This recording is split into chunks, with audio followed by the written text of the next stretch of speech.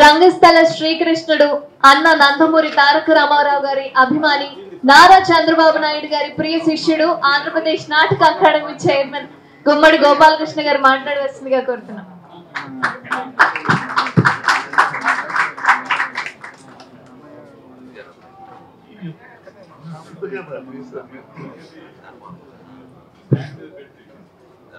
రాజబాబు గారి పుట్టినరోజు సెలబ్రేషన్ సందర్భంగా అనేక మంది ప్రముఖులకి ఇలాగ అవార్డ్స్ ఇచ్చి సత్కరించే ఆచారం ప్రవేశపెట్టిన బ్రహ్మం గారికి, వెంకట్రావు గారికి, వాళ్ళ మిత్ర బృందానికి, మా గురు సమానులు భగీరథ గారికి. ఎందుకంటే గత సంవత్సరం నేను అవార్డు తీసుకున్నాను, చాలా సంతోషపడ్డాను. రాజబాబు గారికి నాకు మా పరశూరు గోపాలకృష్ణ గారు డైరెక్ట్ చేసినటువంటి సింగన అనే సినిమాలో కలిసి యాక్ట్ చేశాం. అక్కడి నుంచి తర్వాత ఆయన నాటకం వాడని తెలిసి, అంటే నేను పౌరాణికం, ఆయన సాంఘిక నాటకాల్లో చాలా పేరుగా ఉన్నటువంటి వ్యక్తి.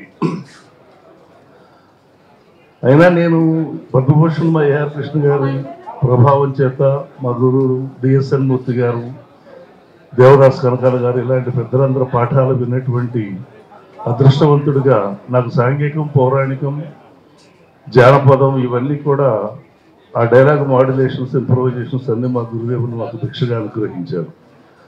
కానీ పద్యం పాడేటువంటి యొక్క అడిషనల్ క్వాలిటీ చేత కృష్ణుడికి, రాముడికి, వాడికి పరిమితం అయిపోవాల్సి వచ్చింది. ఏదేమైనా ఆయన ఆత్మీయత భావం ఎలా ఉండేదంటే రాజబాబు గారిది, ఒకసారి ఆయనతో పరిచయం అయితే మర్చిపోలేరు ఎవరు కూడా. అంతటి ఆ మాటలో అంతటి ప్రేమ, ఆత్మీయత. ఇందాక మా వెలుగాళ్ళు గారు చెప్పారు, నటిస్తాడు కానీ ఆయన జీవితంలో నటన లేదు. అంత స్వచ్ఛమైనటువంటి మనిషి. మేము వాళ్ళ ఇంట్లో కాకినాడ వెళ్ళినప్పుడు వాళ్ళ ఇంటికి భోజనానికి కూడా వెళ్ళాం. చక్కగా భోజనం చేసాం వాళ్ళ ఇంట్లో. ఒక వంటతో సరిపెట్టాడు ఆయన, రకరకాల వంటకాలతో భోజనం పెడతాడు. నేను మా ఇంటికి ఒకసారి భోజనాన్ని పిలిచారు, వచ్చారు. ఈయన బాగా తిండిపోతేమని అనుకుని చక్కగా చేపలు వండిస్తే, అసలు అబ్బాయి నేను తినను కదా అన్నాడు. అక్కడికి వచ్చిన తర్వాత చాలా ఆశ్చర్యం వేసింది. ఏంటి నాన్ వెజ్ తినరా మీరంటే? అబ్బాయి తిన్నాం అన్నాడు ఆయన. అసలు నేను నమ్మలేకపోయాను.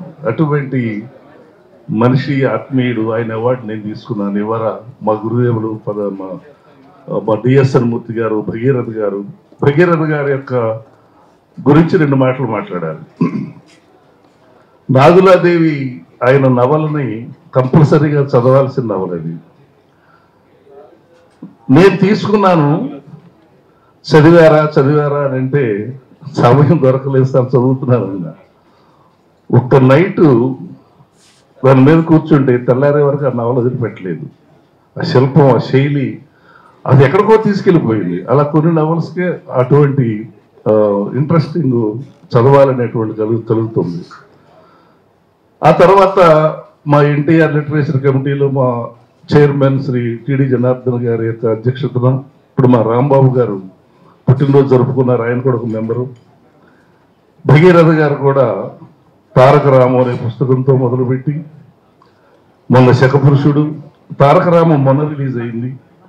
గౌరవ ముఖ్యమంత్రి శ్రీ నారా చంద్రబాబు నాయుడు గారు ఆ పుస్తకాలు రిలీజ్ చేయటం, అవి ప్రపంచవ్యాప్తంగా విశ్వవిఖ్యాత నట సార్వభౌముడు అని సినిమాల్లో చూసినటువంటి జనాలకి గ్రంథస్థం చేసినటువంటి విషయాలు, ఆయన స్వయంగా మాట్లాడినటువంటి ఇంటర్వ్యూస్, ఫోటోగ్రాఫ్స్ ఎంతో ఓపికగా సేకరించి ఆ పుస్తకాన్ని సర్వాంగ సుందరంగా తయారు చేసి రిలీజ్ చేస్తే ఇవాళ ఆ పుస్తకం కావాలంటే మాకే దొరకట్లేదు. మా దగ్గర ఉన్నాయి, కొట్టేశారు వాళ్ళు రిలీజ్ చేసినప్పుడు తీసుకున్న పుస్తకాలు. ఎందుకంటే జనార్దన్ గారికి అంత నమ్మకం మరి భగీరథ గారు అంటే. మళ్ళీ ఇంకో ప్రాజెక్టు మొదలు పెట్టబోతున్నారు. అది త్వరలో చెప్తాం. అది చాలా గొప్ప ప్రాజెక్ట్. అది కూడాను ఇప్పుడు ఆస్ట్రేలియాలో క్యాంపులో ఉన్నారు అన్నగారు. నిన్న ఫోన్ చేసినప్పుడు యాక్చువల్గా 1 year సుపరిపాలన మీద మేము పక్కకు తప్పుకోవడానికి వీలు లేకుండా మా మీద కాపలా పెడుతున్నారు. నువ్వు వచ్చావా రాలేదు అని.